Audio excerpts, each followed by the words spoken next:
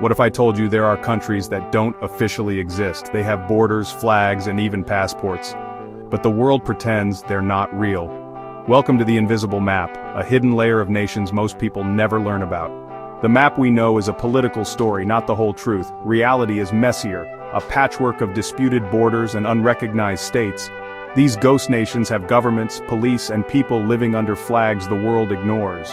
Today we'll explore these phantom states, places that function like countries but lack one thing: international recognition. In the North Sea stands Sealand, a World War II sea fort turned micronation. In 1967, Roy Bates declared it the Principality of Sealand.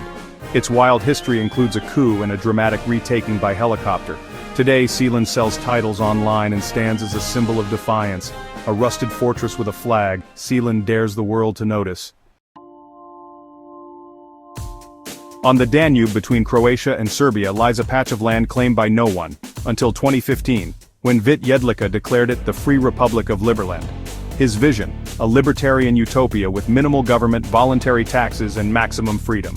The idea exploded online, tens of thousands applied for citizenship, and plans for a digital government and cryptocurrency took shape. But reality intervened. Croatian police block access, and no one can actually settle there. Liberland exists more as an online movement than a physical country. It has diplomatic offices and a global following, but no real territory. Liberland tests the boundary between digital nationhood and physical control. Can a country exist if it only lives online? For now, Liberland is a dream, an experiment in modern nation-building on a forgotten patch of Europe. It's a nation born from a border dispute and fueled by the internet. In a narrow strip between Moldova and Ukraine lies Transnistria, a place where the Soviet Union never really ended. The hammer and sickle still fly, Lenin statues stand tall, and the KGB is alive and well.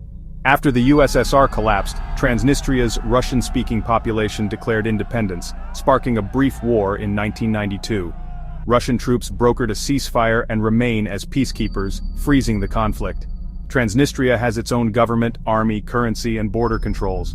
But not a single UN member recognizes it. Officially, it's part of Moldova. 500,000 people live in this limbo, holding multiple passports just to travel. The economy survives on Russian aid and a local conglomerate called Sheriff. Transnistria is a Cold War relic, an unrecognized state stuck in time. For its people, this isn't history. It's daily life in a country the world pretends doesn't exist. It's a reminder that the end of empires leaves behind unresolved borders and frozen conflicts. And for Transnistria, the past is very much present. In the hills of northern Italy sits Seborga, a village with a twist. It claims to be a principality. Locals argue Seborga was never legally included in Italy's unification, citing a centuries-old clerical error. In the 1960s, Giorgio Carbone revived the claim, becoming Prince Giorgio I. Today, Seborgans elect their own prince or princess, have their own currency, and even issue novelty license plates. Italy doesn't recognize any of this. Seborga pays Italian taxes and follows Italian law. But for Seborgans, the principality is about identity and history, not politics. It's a playful assertion of uniqueness, attracting tourists and preserving tradition. Seborga is a micro-nation built on belief, community, and a stubborn sense of heritage. It's a charming anomaly, a state that exists because its people say it does. Sometimes a nation is just a story everyone agrees to tell. And in Seborga, that story lives on. In northwest Africa lies Western Sahara, a land of beauty and conflict. Once a Spanish colony, it was invaded in 1975, denying the Sahrawi people independence. The Polisario Front declared the Sahrawi Arab Democratic Republic and fought for freedom. Today, most Sahrawis live in refugee camps, still waiting for a homeland. Western Sahara is erased from many maps, but not from the hearts of its people. On the island of Cyprus, a UN buffer zone splits the capital, Nicosia, and the country itself. In 1974, a Greek-backed coup led to a Turkish invasion, dividing the island. The North declared itself the Turkish Republic of Northern Cyprus, TRNC, in 1983, recognized only by Turkey. The rest of the world sees the Republic of Cyprus as the sole legitimate government. On the ground, the TRNC has its own president, parliament and legal system but is isolated and dependent on Turkey. Crossing the Green Line feels like crossing an international border. The north is culturally Turkish, the south Greek, and part of the EU. UN reunification talks have stalled for decades. For northern Cypriots, life is peaceful but isolated. No direct flights, no international sports teams.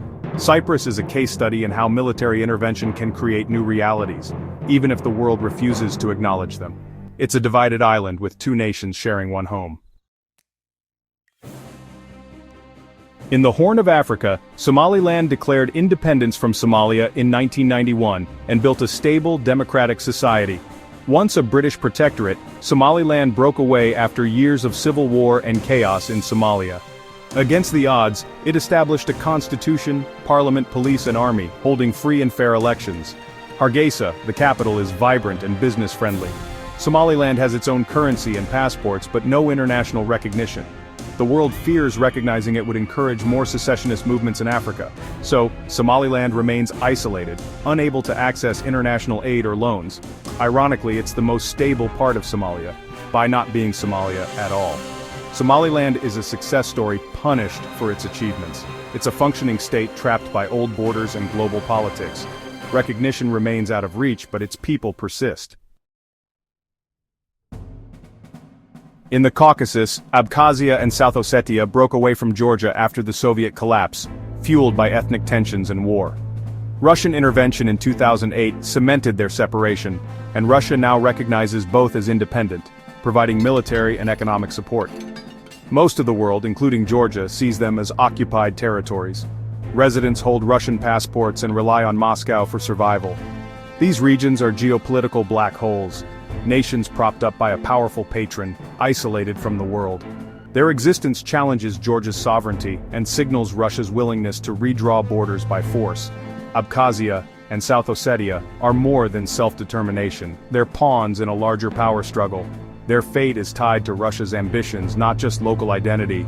Here, statehood is a tool of geopolitics, and the map remains unsettled. We've traveled from a North Sea fort to the mountains of the Caucasus, seeing that the world's map is full of gray areas. These places have flags, governments, and people who call them home, even if the world looks away. So what makes a country? Recognition, territory, or the belief of its people? These invisible nations show that statehood is more than paperwork. It's a shared story and a stubborn will to exist. The lines on the map are always shifting, redrawn by history and human ambition. These countries remind us the world is far more complex than we're taught. If you learned something new, like and subscribe for more. And tell us, which of these invisible countries would you visit?